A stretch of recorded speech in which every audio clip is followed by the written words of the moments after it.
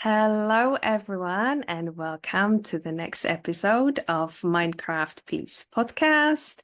Katerina here, and with me today I have Ryan Hartley. Hi, Ryan. Yo, thank you so much for having me. I'm really looking forward to our conversation. We said we're gonna have fun, didn't we, before we started 100%. recording? So let's do that. And I'll kick off with I guess I'll start with how we met. So Ryan is a coach who helps people grow into and develop as heart-centered leaders. So we'll get to that. And it was during those crazy years, 2020, 2021, I heard Ryan speak in our mutual friends group, Helen Pinkett, if Helen's watching. Hi, Helen. I didn't know who he was. I actually caught just the end of, I think, your talk, but there was something that just got my attention. And something you commented with afterwards in the chat. And I like to follow my nudges. I like to listen to kind of my intuition. And I was like, yeah, I need to find out who this person is. So we got connected. Then we had couple of in-person conversations, and I think a year later or something like that, I became a member of Ryan's mastermind group. He became my coach and was my coach for nearly 3 years, I think. Yes, and created an opportunity for me to have a tribe, I guess, a community, really supportive community for others like me who like to lead from the heart.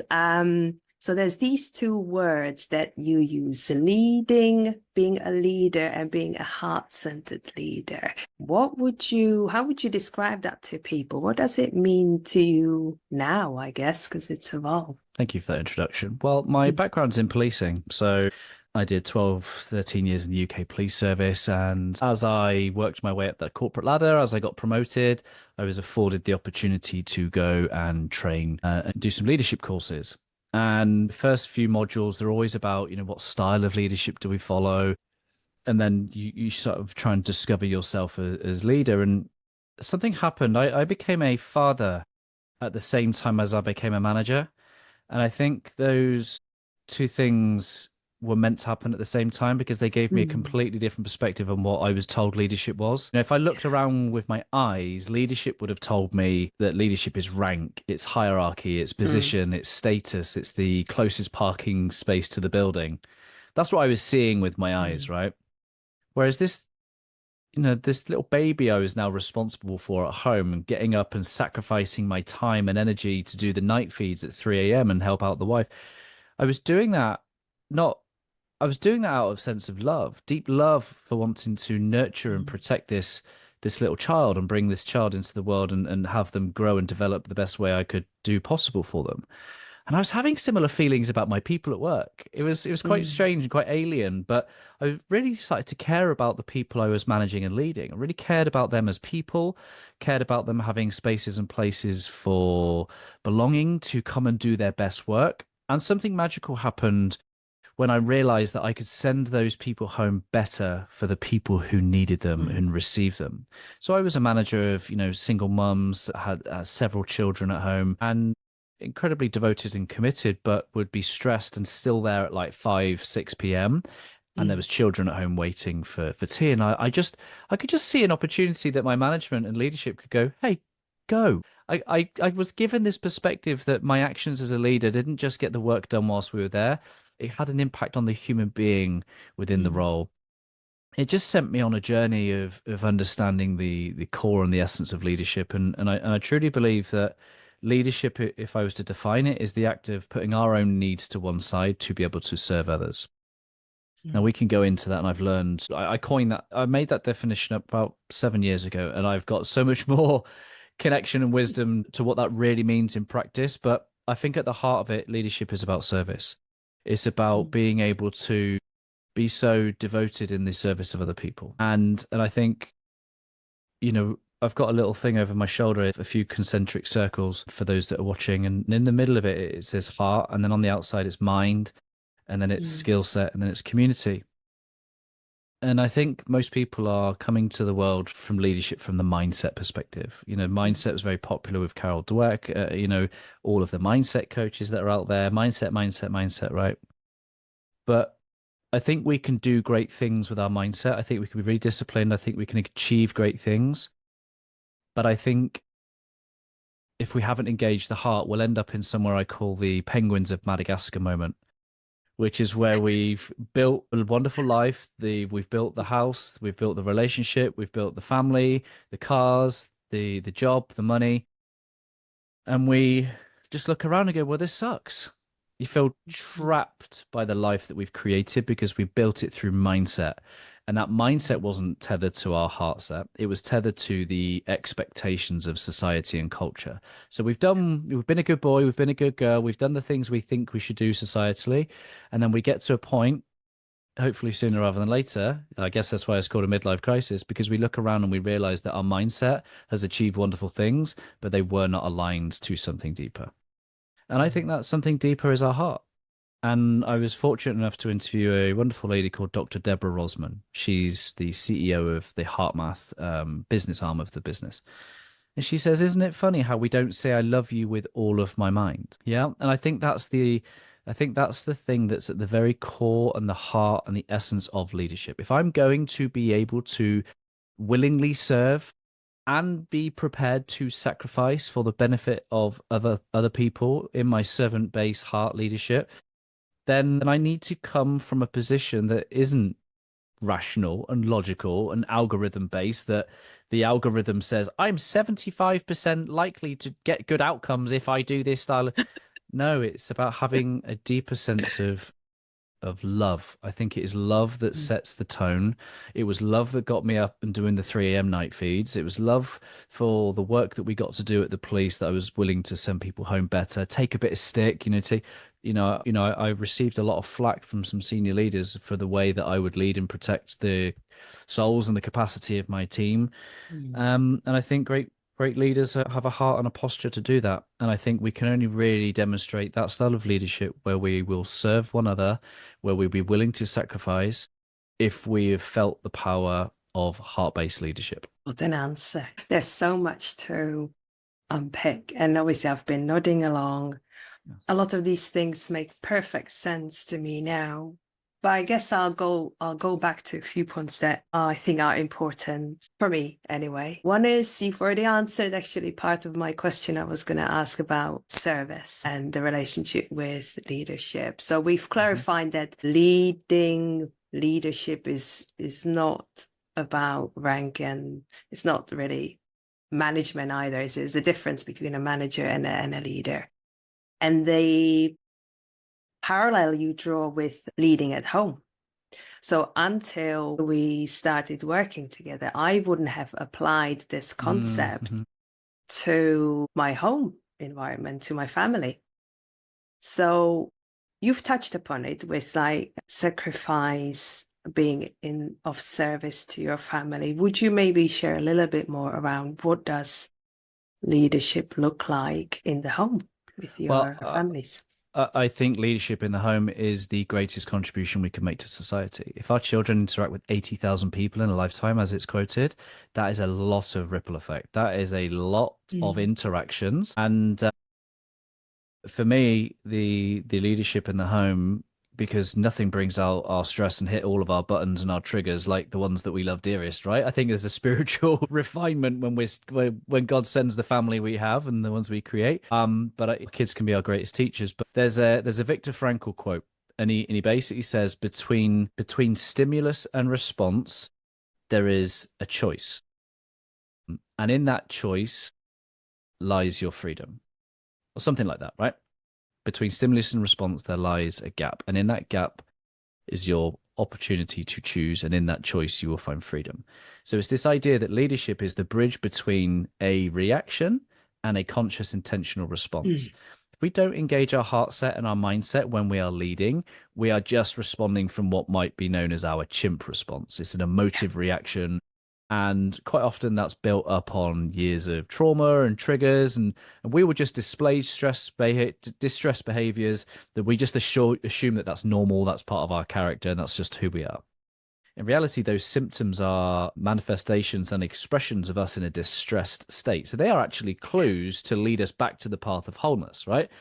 So that we can recognize within ourselves, oh, okay, I don't have all that I need in this single moment. And this is where I come back to my initial definition about being able to put my needs to one side. The context of that is because I have such an intimate awareness of my needs, I've been able to meet them first. I can come to the world in self-fullness, not selfishness, but self-fullness, knowing that I've given all myself all that I need. And is that the idea of if you haven't, you can't give what you've not got, well, just imagine how much you can give when you've got a lot. And I think that's the idea of leadership in the home. I think that's the context for us as parents is to know ourselves so intimately, our stresses, our wounds, and our triggers, so that we meet, heal, and serve those needs first, freeing us up to what Alan Watts calls rise in love. I think our natural state in our pure essence is love. I think we fall from love when we forget that that's our true nature, when we are wrapped up in our shame and our guilt and our anger and our frustration. That's life, that's business, that's parenting. We get all those emotions, which is why we have to have moments in the day, rituals or practices will help us to rise in love, to come back to love, to become and embody love. That's a really life's work because that's my greatest lesson I've learned through this journey that I've been on is to learn how to lead from love, not for love. I've been talking about leading with love for a very long time, but if I'm honest, my very first 3 years of that was leading for love. Things weren't great at home and made worse by the fact that my business was doing wonderful things in the community and people were loving Ryan Hartley. And it was ticking all of my words of affirmation, love language. It didn't send me home better for those who needed me. Everybody else outside my family got the best of me. My family got the rest of me. And, I was very fortunate enough to interview Dr. Gary Chapman, who wrote Five Love Languages. And on the very back page, the very last page, it just says, for all the love we don't receive as children, we become adults that seek that. And it was like a big slap on the face as if to say, that's what you did for all that kind of affirmation and validation and acceptance that I didn't believe that I had as a child growing up. Yeah, I used my business to seek that in the world. And it took me away from the very people that cared and loved and needed me most. So, parenting and being in a marriage and a relationship, it is probably one of the hardest spiritually refining things we'll ever do. But if we allow it to be our teacher, it will reveal great things about where we are to heal. Why? So that we can come to the world whole from love, not for love. Again, there's so much in that. Very relevant to me because I was going to ask you whether those who choose to serve can do it just straight away, because my journey has been that actually I need to make sure that my needs are met first. So I need to become aware of what my needs are.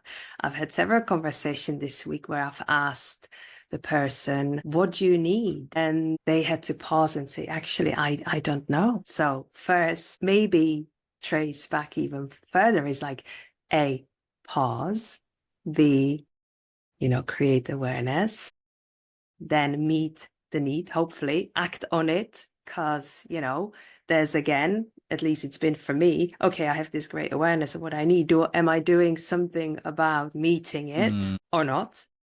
And then that would prepare me to be the person to then act as the parent, show up as the parent that I want to be, the parent, the wife, the friend. And again, that requires being in a certain, I think in this case, both mind and heart. I find that it's the mind that pushes me towards the action. The heart recognizes what it says that I need to do, but it's through working with the mind that I am then able to take action, and taking action's been quite hard. So I love that you talked about that service and the relationship with ourselves is at the core of it. So when we talk about love, once again, for me, from my experience, it starts with me. I have to have a healthy, loving relationship with myself before I can be that with others. And that took a very long time. I'm still not there. For me, it's definitely a life's work. But I guess you do so you need to get to a certain point in this building a healthy, loving relationship with yourself before you can be of service to others. Would you agree? No, healthy, yes, but I don't think it has to be that way. I think Gandhi says lose yourself in the service of others. And I Mm, think some people quite literally lose themselves in the service of right. others. So they're Yeah. so they're Fine balance. compulsion. Yeah, there's compulsion to serve others to the point where they can't rest. And if they're truly honest with the root, if we're looking at the spiritual root of why we do those things, quite often it's about the insecurity of who do people think I am if I don't do these things? Or how have I been so conditioned to receive love? And when we really, if we're acting compulsively, then there's an opportunity because there's an attachment there to something. There's an attachment either to the identity that I'm trying to maintain, the perception that I'm trying to maintain, the love or the whatever it is I'm trying to receive or maintain. There's an opportunity for us to unhook from that. It doesn't mean to say that the worldly behavior would need to change because the service is a wonderful thing. But are we coming with need and with an Mm. agenda? Am I bringing all of my stuff to the table? Because if I am, I'm not truly in service of you. And it's there. If I want to come in the purest, most powerful form of leadership, then it has nothing to do with me. It has everything to Mm. do with the opportunity to serve you with what I have. And this is the final bit. Lose yourself in the service of others. The healthy way of doing that is when you understand that you are a creation of the divine. And I think for me, loving myself means that I acknowledge my creator does not make mistakes. I acknowledge the value and worth in all souls and human beings, irrespective of my gifts and my flaws and my weaknesses. I think I'm able to look at all of it and go, well, wonderful design. And then you can find something that has been placed within you that is of value to another soul. And that's not a debatable topic that says, well, it's more or less valuable than somebody else. The minute I saw somebody on TikTok selling farts in a jar was the minute I realized that creation is subjective. The minute I realized nothing can be judged. Because if someone is willing to buy some creators fart in a jar, then we have to be able to bring our heart to the world in the service of others. We have to get away from this idea that creation can be judged. It's so subjective that it cannot be judged, but it will feel like healing for those in the world who need it. I have a Christian faith. In the book of Peter, it says the gifts and the skills and the talents you have, they are for those in the world who need it. I believe in a creator. I believe that we are all one and that we are Mm. part of the body. I believe there has been something placed in every single human being that is meant to be brought in the service of the whole, in the service of the body. The same way that if we were in community hundreds and hundreds of years ago, if not thousands, someone would have baked the bread, someone would have got the meat, someone would have made the clothes, someone would have done Mm. the mindfulness stuff that Katerina does, someone would have yeah, we would have understood so innately our value because we would be contributing it in the service of the whole. At the moment, we've got everyone and everywhere having an opinion on social media, and we naturally then think that we are less qualified to share whatever it is we have. And the thing I love Mm. doing is helping people connect with that within them, their heart work. What is it that they really want to bring? What is it that they've got without judging it? And bring it to the world in the free, loving expression and service of other people. And I think when we do that, we can't help but leave people better because it's fueled Mm. with the very source that's expanding the universe, which is love. You can tell Ryan has a lot of experience talking about subjects close to his heart. He's got an amazing podcast coming up to 300 episodes now, I think. Yeah. Yeah, six years you've been running it. And actually, Ryan's podcast, his channel, was an inspiration for me. So one of the reasons why we're having a conversation on my podcast now is because I saw what Ryan does. I too love having, meaningful, deep conversations with people, diving into topics that hopefully enlighten, inspire others. And there's a lot of noise out there. We're being distracted by lots and lots of conversation, lots of images and so forth. I did wonder, shall I just add to the noise? But actually it's not, to me, it's not 100%. noise. It's Yes. not noise. It's meaningful to me, and Mm, gives me joy and pleasure, and that as a start mm, is enough. And if it yeah. reaches people that, they take something away from it, then Mm. that's my job done. Um, It's highly likely that the majority of your audience will be women, right? There'll be naturally people that connect with you. My clients have historically predominantly been women. There's something about the heart-centered nature mm, that just is more engaged with freely from women, shall we say. But I was listening to the Joe Rogan podcast earlier today, right? Manly Joe Rogan who gets in cages and beats people up. He literally said this one liner, which really resonates to what I've been saying a long time, is that we are simply here to show up, basically do our best, and find something that's within ourselves and find a way of just expressing that. And that's it. That's manly Joe Rogan going, there ain't no rules to this life. He says basically it's simple. Discover who you are, discover what you've got, do your best, and find a way of sharing that with the world. Expression, even though it might feel like a feminine quality, the minute that spirit of the love and passion for something, if we can find a way of expressing that and bringing it to the world, well, that's the gift in itself. You and I sit here as podcasters, an identity. That's not determined by the fact that however many listens and watches and views and guests we've got. It's based on the fact that we're the type of people that love asking curious questions of human beings. We love the pursuit of knowledge and wisdom, and we love nothing more than to share that with other people. So, of course, we podcast. There's a lot of people out there contributing to the noise because that is the latest mindset strategy to build a mm, business. This is heart-centered expression, not a business. Doesn't mean to yes, say that it can't boost and fuel your business in a way that other people won't be able to fathom, but it's a heart-centered expression rather than a mind-driven strategy. totally. And I I've not checked recently. I'd say the demographic is quite even for Hello, Mel. my channel.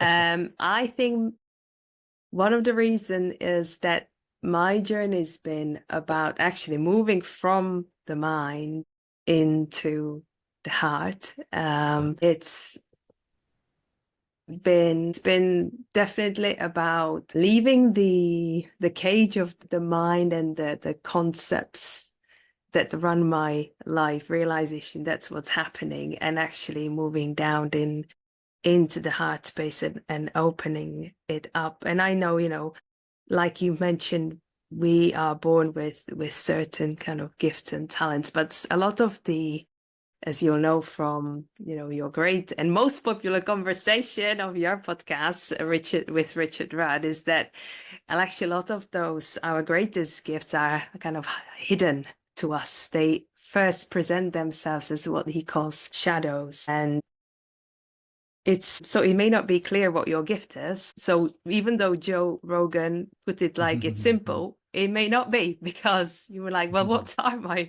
gifts, right? Yeah.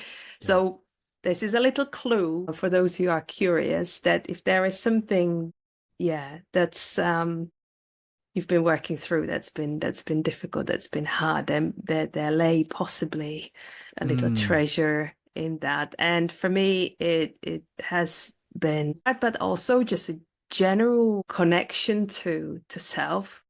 So for me, that links really nicely with having that healthy relationship with self, means having a genuine connection to oneself. And by self, I mean that original pure form that we and it's, one of the, if not the, Gabor Mate says it's the biggest trauma of everyone born, which is the initial disconnection from self. So being on a journey to coming back to that. Well, you Is and I love yeah, the work of Neil Donald Walsh, right? And he talks yeah. about the 10 illusions of humans. One of those illusions is that we are separate, that there is an illusion of disunity. And one of the greatest mic drops from any of that work is that those illusions are there for our experience. They are there for our highest good, their highest service. So this has been, one of my greatest lessons. I very much resonate with the archetype of the orphan.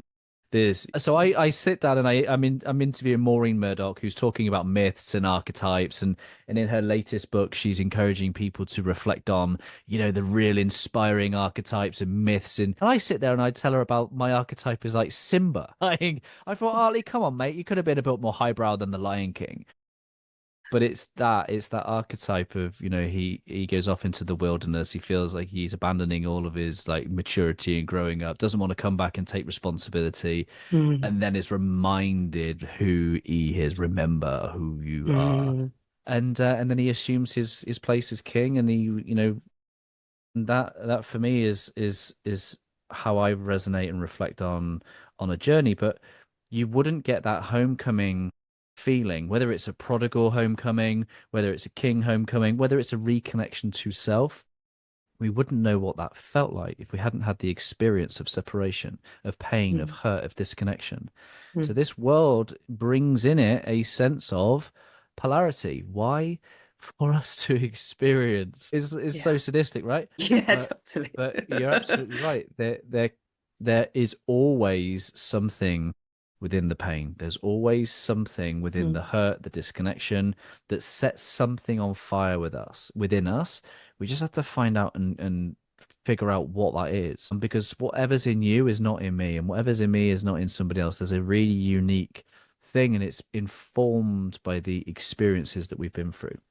In one of the scriptures, Paul pleads to God to remove the thorns from his flesh. It's a really famous scripture. In most translations, it says, it's okay, Paul, in your weakness, you're made strong.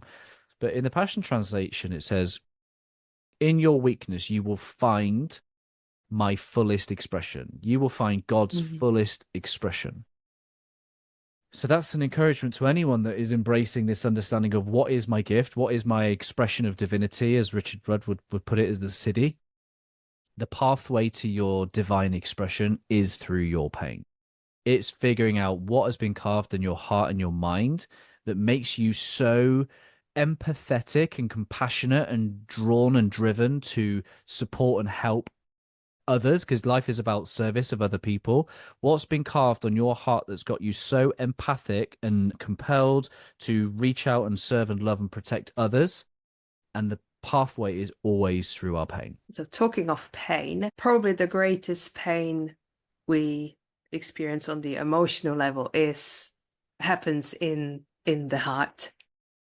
And my experience been that it's through those cracks, because most of us live or learn to live with this huge armor around Mm, our mhm. heart. It's like in yeah, covered in shields and yeah, you name it. And it's only when those cracks start to appear in this armor that we can really connect with our heart and then go out into to the world from that space.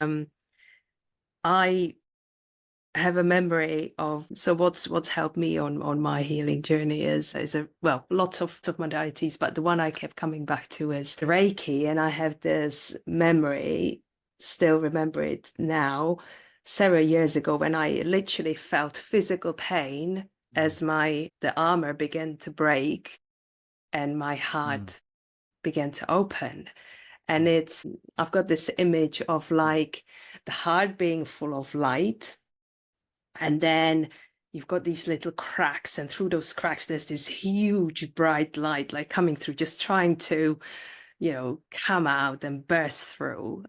And that required me to really move away from the mind. So to go out into the world in service needs to come, like you've described, requires us to come from the heart. But if your heart is shut down, is being protected, it's for good reasons, absolutely. You've been hurt, everyone in this world has been in different ways. Some people remain more open-hearted, more, shut down a bit more.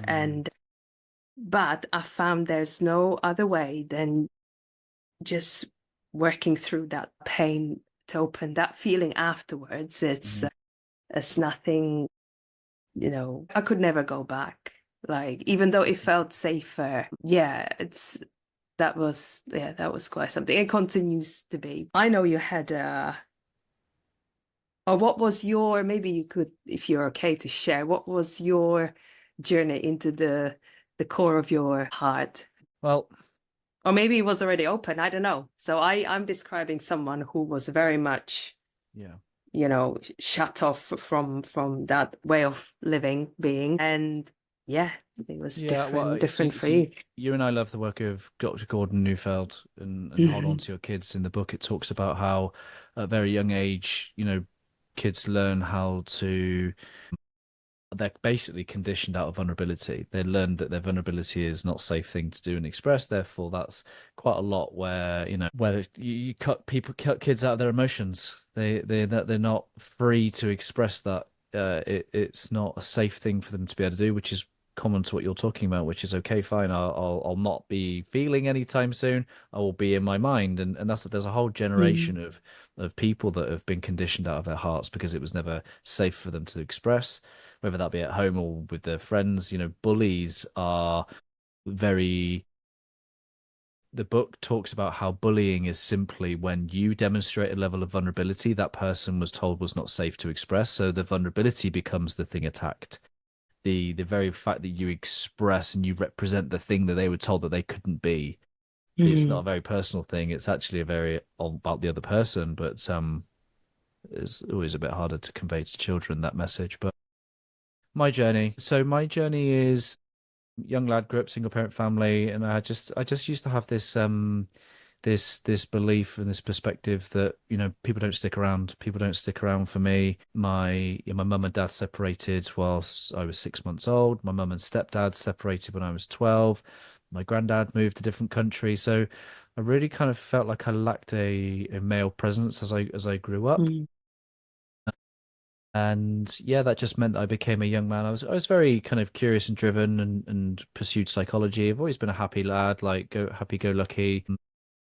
But I don't think I ever reached the level of masculine maturity that I needed to. And that meant that when I've been with my wife since I was 15, she had to suffer me kind of man and boy. There were, certain behaviors that I demonstrated that were not in fullest service and honoring of her femininity, shall we say. I had to learn how to do those things because I guess one of the things that I had on my heart was there was certainly one chamber open up to kind of receiving. It was like good puppy, play up, make sure people are loving me. Mm. So that bit was always open, but it was from a position of need, and Mm. it meant that I was doing great things. It meant that I was influential, meant that I was serving.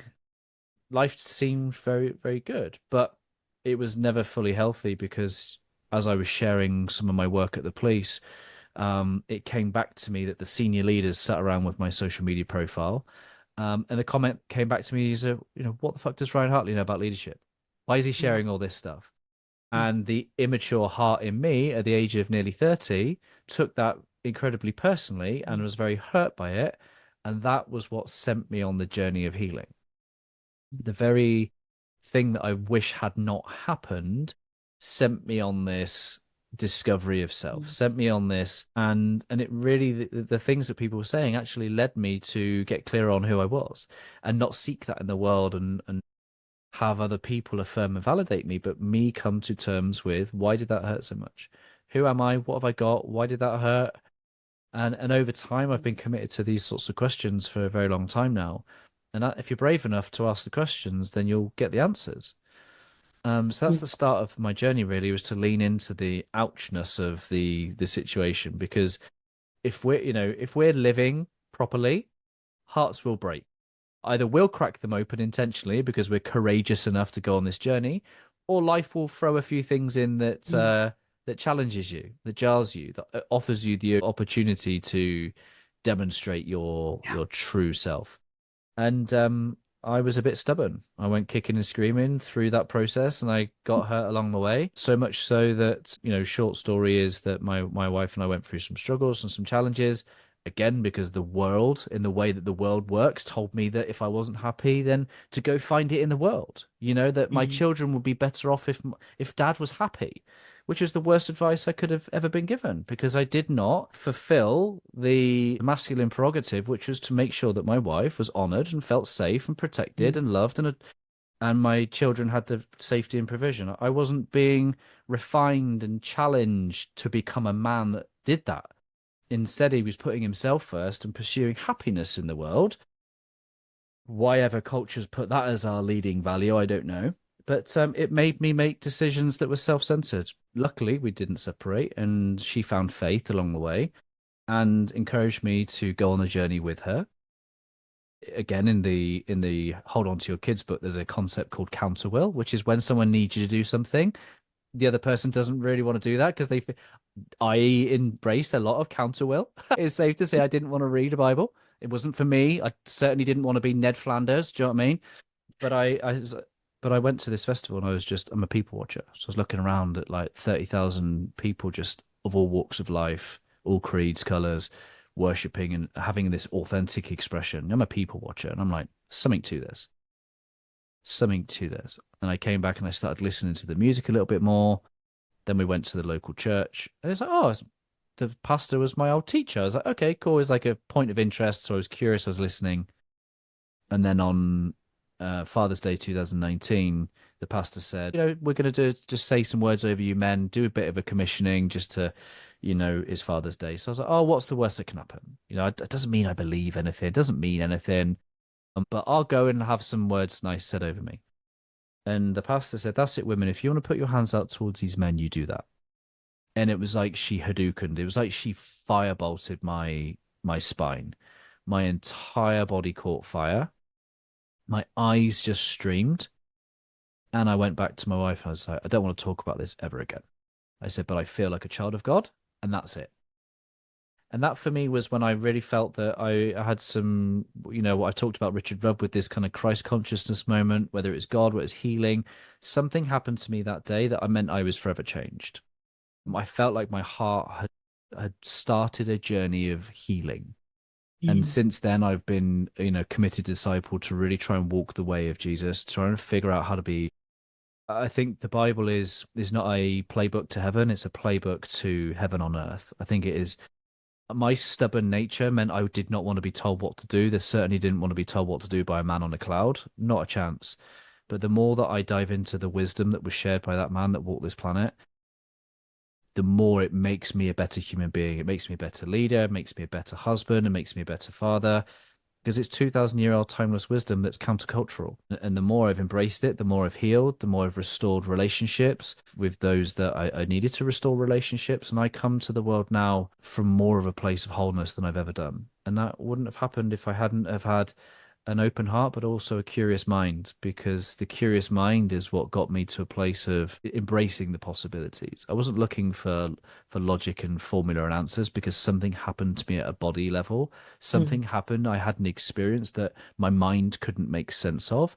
So my mind didn't need to make sense of it. It just had to go pursue more of it.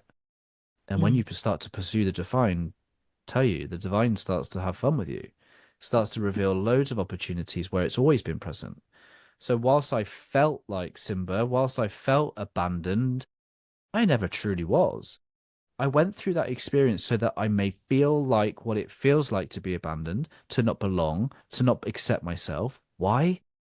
Because, man, I'm going to help an army full of people in this lifetime come back to a wholeheartedness so that they can love people and serve people who need love, belonging, acceptance. How do I do that? Through my pain, because I know what it's like to have been there and I've got out the other side. I've been equipped with the character, the heart set, the mindset, and the skill set through that journey. Now I'm on the other side. I have become someone people are seeking not Ryan Hartley, but the you've gone through it. You're an example. You are a demonstration of what is possible. Help me do that too.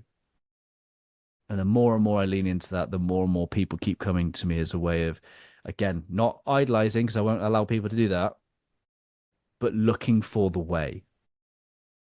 And obviously, it's not Ryan Hartley's way because it's a 2,000-year-old way. I wrote this model down on my whiteboard only to go and read the Bible. It says, love the Lord your God with all your heart, or your mind, or your strength, and go love your neighbor.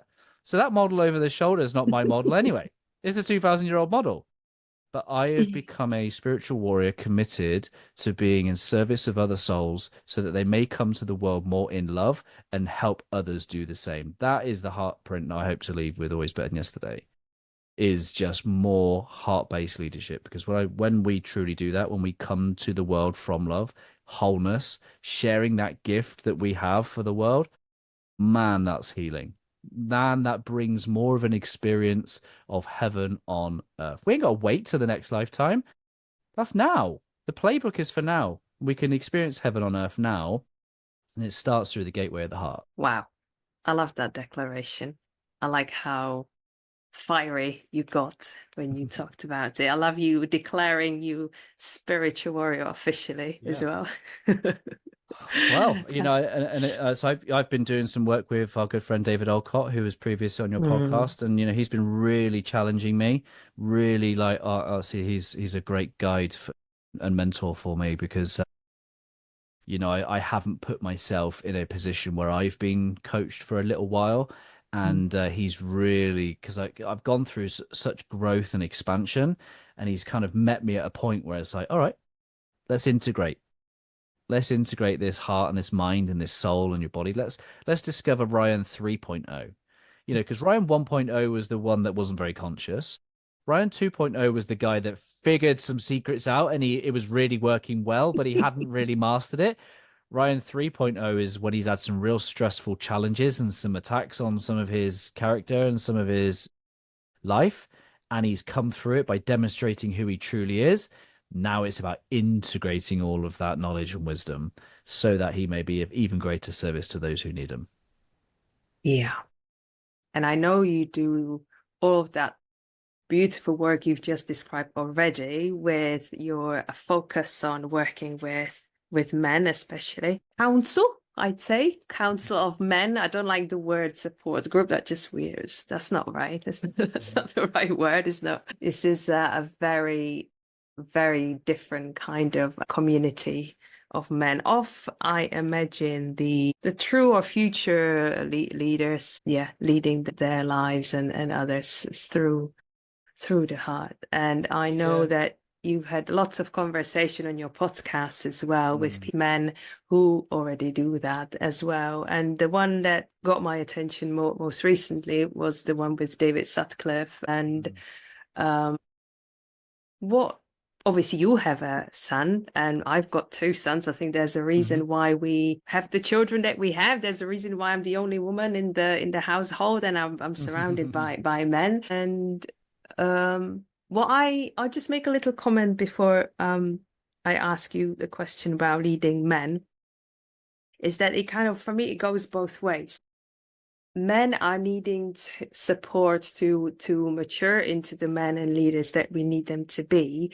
At the same time, from my perspective, I had to, as a woman, grow into a person who then requires and I guess expects and demands that the man beside me has those qualities and Yeah. trust that they can have them, support them in them kind of working towards them and seeing them through the eyes of, yes, this is a man that can lead the family. So Mm. would you, I think that I love your conversation with men about how they can grow themselves and heal themselves and all of that. But I wanted to bring the kind of the other side of the perspective into it as well. As a what are you finding with the men you work with or support? What is it that they need the most right now? Maybe in their life and also from us women, their partners, wives, and so on. I'll start with what I've really learned and observed is that men learn what being a man is from other men. And one of the things I've obviously held space in group coaching for a very long time, predominantly women, and I don't think the model of therapy for men is fit for purpose for men. I agree. Yeah. I don't think men do face-to-face therapy. Yes, I think the world wants men to get in touch with their emotions, and they want to crack open the heart, but I don't think face-to-face therapy is the way of doing that because men at their core are problem solvers. And if they start to embrace their emotions as problems, guess what? You ain't going to solve that problem. And if you can't solve that problem, guess what they conclude the problem truly is? It's them. And that's why many men are checking out because there are problems that with which they cannot solve only by checking out do they truly solve that Mhm. problem. I heard a one-liner that I think this to be true, which is that men journey side by side, shoulder to shoulder. So I've created a space in Akira where men get to journey side by side. It's that whistle while you work mentality. And people will talk about their challenges, but they're looking for a more practical solution. Doesn't mean so that they don't embrace the frustration, the sadness, the hopelessness, whatever the emotion is. It does that isn't the source of what needs to be solved. They Mm. understand that the emotion will come and go. And so that's what I think a lot of men need is good wise counsel from other men where they can feel safe enough to have a conversation about where they're at and be given great wisdom from other men that are on a journey. The very first conversation I've had in my Akira group, my Good Fathers group that I run a couple of years ago, whenever someone shares something for the first time and they receive another brother going, "Hey, I've been through that," or "Oh, have you tried this?" They always say the same thing, which is, "I feel lighter." Men are carrying this burden. Men aren't talking, and it's because they don't need face to face. They just need a practical counsel to go. Anyone know how to fix this? Way And forward, please. 100% it is. Yeah. And so I'll nuance it a little bit, and this kind of comes from a bit of my journey and a bit of what I observe. So I think there's a section of men that need to do this, which is crack open their heart. So some men have been conditioned out of their heart. They don't show any emotion. And I think a modern man needs to be able to crack open the heart because your wife needs to feel your presence. She's going to feel a bit more uncertain and insecure if she has no idea where you're at. The same problem is also true as if you're too erratic and too emotional. That's also going to create uncertainty and unease. There's a middle bit which is actually, do you know what? You're not hardened and you're not closed off. You're expressive. She can feel your presence so that she may rest and be safe. And also, Mm. if you've got children as well, it's like be fun, be playful, be able to interact with them. Like men need to crack open their hearts. Some Mm. men need to do that. Some other men, I reckon, there's be a whole lot more men that are raised by a generation of single parents, myself, women that have to learn how life is not organized for their comfort, how life should not be built around a man's pleasure and comfort. Because if a man is too busy filling himself with pleasure and comfort, that is a selfish man. That is a man that can't put anybody else in front of his own needs. And he will make decisions from a place of self rather than Mm. sacrifice. I think this generation, in absence of men, fatherlessness, go and read The Boy Crisis by Dr. Warren Farrell. It's a Mm. masterpiece about what happens in a world of fatherlessness, particularly for young Mm. boys. So the other demographic of boys need to learn how to do what's difficult. They need to learn how to sacrifice, how to test the mind, how to test the body, how to build Mm. resilience. Mm. So both there's two disciplines, and ideally we'd work on both. We'd have a jungle gym for the heart and a jungle gym for the mind and the body, and we become integrated men that have got hearts open, they've got clear minds, and they've got strong bodies, and all together creating a spirit of a man who honors and loves and serves and protects with whatever he has. And that's not to say that everybody needs to be, really super strong or whatever. It's just a simple things. Nothing makes me more annoyed than seeing a man walk on the inside of a pavement whilst his wife and children are on the outside. It's like, no, that's your physical prerogative to be where the danger is. Let's put yourself where you should be, which is in protection of those people that you love Mm. and you serve. And that might be petty to some people who don't get it, but I think it's a deep rooted kind of truth, which is, we, if we want to be biblical about it, the world, it's not about, hey, you've got dominion, you're not in control, you're not the head of the house as a controller. There's a huge amount of responsibility that comes with dominion, which is that you were given the earth, you were given the birds and the bees and the flowers and the fish, what? To look after it. Man was given dominion, which means love and look after, not dominate. Exploit. Yeah. Right. So a man connected to his heart and balanced in his mind, got clear perspective on who he is and the value he brings to the world and his strategies and his problem solving, and he's physically mobile and capable. He's full of life and vitality. Well, that man's gonna look after his whatever he's been given dominion over. In a way, he's gonna love it. He's gonna nurture it. And if you're a father of boys, then you get the opportunity to challenge that in your boys too. If my boy's giving his mum some cheek, guess what? He's getting my perspective on that. Get in there, Mm. apologize, go make it right. Guess what I didn't get as a young man? I was a cheeky chappy. I was not refined. And so unfortunately, my son is getting like, not only is my son getting fathering in the way that I didn't, he's getting a double down of it because I'm like, yeah, It's I need to okay. be, Balances out with your wife's approach. So that's, I, yeah. right, there you go. Perfect. You've exactly hit the nail on the head, which is not either or is right. It's Yeah, and. It's exactly. I bring this, that's valuable. You bring that, that's incredibly valuable. And in service of the whole, that polarity, man, it just me and my wife now we are finally at a point after being together since 2002, so we're talking like 20 plus years, where we truly are sinking into who we are, what we naturally bring in a Mm. way that isn't competitive or looking at fault for each other. Yeah, things are on fire right now, and it's taking a long journey to get there. And it comes from this wisdom of knowing our roles, knowing what we have, and then Mm. contributing that in the service of the whole and the we and our family. Getting to a point of that clarity of the roles, bringing the different aspects of it is a kind of just perfect setup, perfect creation, the complementation of, yeah, the two roles complementing each other. Because I started up with, frowning and not being happy that my husband isn't kind of empathic enough of, Hey, guess what, the Katerina? boys.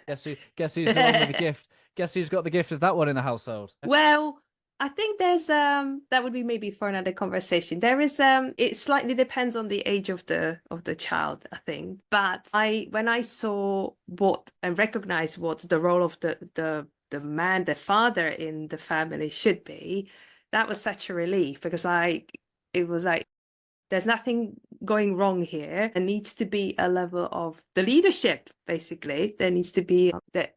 I mean, it is difficult for single parents because they have to kind of be both. But if you are the two, um, it's brilliant Well, to. It's an I invitation to like heal 100%. your your feminine and your masculine, and Yeah. then the two working together is fantastic. I was raised in a single parent family. Like I have Mm, nothing but love for single parents, and I yeah, like please don't mistake any of what I'm saying, but it ain't meant to be that way. no, And, no. if you are exhausted, if you are tired, if you are struggling, first off, recognize what a incredible contribution that you are making. What an act of love and service, right? In a way that you probably haven't chosen that path. And the no shit Sherlock is that it's hard because you're never supposed to be doing it on your own. Parenting is hard when there's two of you, let alone one of you. And the Yeah, fact not that even that wasn't meant to be like that. We are meant to be actually within a community. So had we actually lived in proper communities, even the single parents probably would have been better off and better yeah, supported. well, so that's the Dr. Gordon Neufeld bit, right? The greatest thing I took from his conversation that the purpose of family is cascading care, that the Mm. grandparents relieve the burden of the marriage on the parents, blah blah blah blah blah. And it's just like, wow, what a wonderful thing we're given in Mm. terms of this family. And this is why I've got a real bone to pick with culture, right? Culture is the thing that has destroyed the family unit. It's taken people away either out into the workplace or out into other areas of, you know, breaking down without sounding like an old generation of the nuclear family, I think that is the very much the context for thriving. And the more and more my wife and I journey, the more and more we want to unplug from the world. More and more we would want to listen to Mm, the opinions and the indoctrinations of the world and of schools mm, and of mm, culture. The more and more we want to double down on our family and our values and what's important to us and who we're becoming and the rituals and the routines that we demonstrate that serve to show the world who we are. You mm. know, and the fun and the joy and the memories and the dog walks, and we're not going to be fooled into earning more money or working more or trying to get more status, or maybe she's looking a bit older now so she might want to change her physical. We're not going to drawn into any of those things. Certainly not going to let my daughter listen to Taylor Swift, but maybe that's a whole other conversation. Well, the way I see it is that it's wonderful to come to kind of the point where you maybe can talk about identity, you're very Mm, clear on your values and all that. But rather than unplugging, it's creating you. Yeah. So 100%. Yeah. start afresh. Bring it, build it up from the grassroots. I think there's a lot of it happening. It's probably invisible or difficult to see for people, but it is happening. And let's um let's do that really. Build Well, new. Well, Yeah. so much of this coaching work is that you're not working with something that isn't there. You're Mm. working to put words to something that already is there. Who are we? What do we do? What's important to us? What do we value? What do we care about? What annoys us? Because there's probably some clues there into the things that annoy us. So, for example, we're just Team Hartley. We're Team Hartley. We're kind. We help people. And we share our gift with the world. That's just our little mantra. And I truly believe that. I'm not trying to make it into a corporate business plan, but having some form of identity. Another point of having an identity is having some rituals that serve to demonstrate that. So every Friday morning was Pancake Day. We'd have pancake. That's just something that cues a signal to say this is what we do in this tribe. Mm. It's very Mm. simple, and that's where dads can take the lead. Mums can do the same too. Mums are great at this. There'd be particular things that she might do in the morning, whether that's waking the kids up for school, whether it's particular food, whether it's Mm. particular sayings. They're all rituals. When you look to observe, what I do regularly in consistency. Yeah. If I was an alien coming in to observe this house, how would I describe this family? How do they operate? What do they care about? How do they demonstrate that to each other? Mm. And if you don't have clarity on what those things are, the invitation is to go and start to define them, start to go and create that. That's the freedom you're given in this lifetime, is to create who you are and create who we are. That there's this idea of 1 + 1 = 3, is this idea that when you create a family, it's a whole new entity that you're giving the world. And to be able to codify it, to be able to say who we are, to be able to say what we care about, to be able to say what's important, you basically are creating your own, map of peace and harmony and love and joy and connection, because it's written down. We'll feel peace, love, joy, connection when we're in doing these things. And if we don't feel those things, it's probably because we're not doing those things.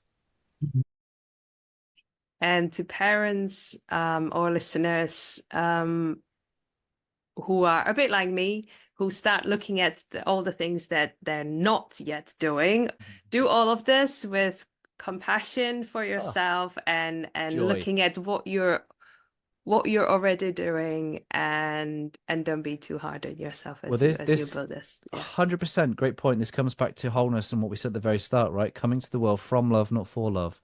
Because when you come to the world, from lack and for love, everything's inadequate. Everything else is not good enough until you've done it. And guess what? When you've done it, you ain't going to feel like that anyway. So don't let it fool It's you. something else. Yeah. Yeah. It's Yeah. this. It's Yeah. it's the tale as old as time. The serpent in the garden says, "Have this, and you'll get the." It's commercialism. Is the very idea that everything we need is outside of us. It keeps us a consumer. It keeps us in lack, and it keeps us a victim. Do not be deceived, my friends. Do the countercultural thing, which is to come to the world whole in your present state, in this moment.